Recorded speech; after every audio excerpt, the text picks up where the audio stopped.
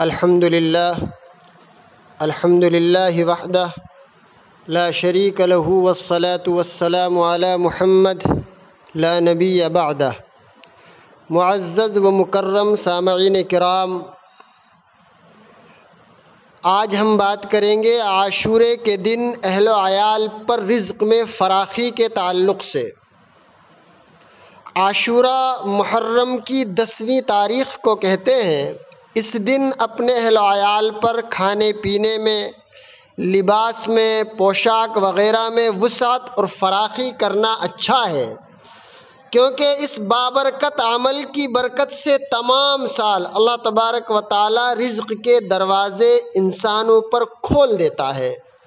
چنانچہ حضرت ابو ہریرہ رضی اللہ تعالی عنہ سے روایت ہے کہ رسول اللہ صلی اللہ علیہ وسلم نے ارشاد فرمایا، جو شخص عاشورے کے دن اپنے اہل و عیال پر کھانے پینے کے سلسلے میں فراخی اور وسعت کرے گا تو اللہ تعالیٰ پورے سال اس کے رزق میں برکت اور وسعت عطا فرمائیں گے۔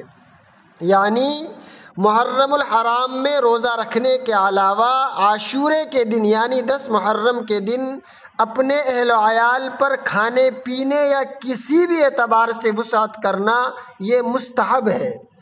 حضرت ابن مسعود، حضرت ابو سعید خدری، حضرت ابو ہریرہ اور حضرت جابر رضی اللہ تعالی علیہم اجمعین سے منقول ہے کہ رسول اللہ صلی اللہ علیہ وسلم نے ارشاد فرمایا، جو شخص عاشورے کے دن اپنے گھر والوں پر یعنی 10 محرم کو اپنے گھر والوں پر خرچ کرنے میں وسعت اور فراخی کرے گا، اللہ تبارک و تعالی سارا سال سارے کے سارے سال پر رزق میں وسعت فرمائے گا۔ بزرگوں، دوستو، عاشورے کے دن اپنے اہل و عیال پر کھانے پینے، لباس، پوشاک وغیرہ میں وسعت اور فراخی کرنا اچھا ہے، کیونکہ اس عمل کی برکت سے تمام سال اللہ تعالیٰ انسان پر رزق کے دروازے کھول دیتا ہے۔ یعنی اس مبارک عمل کی تاثیر یہ ہے کہ اس کے نتیجے میں حق سبحانہ و تقدس سارا سال رزق میں فراخی اور وسعت کر دیتے ہیں۔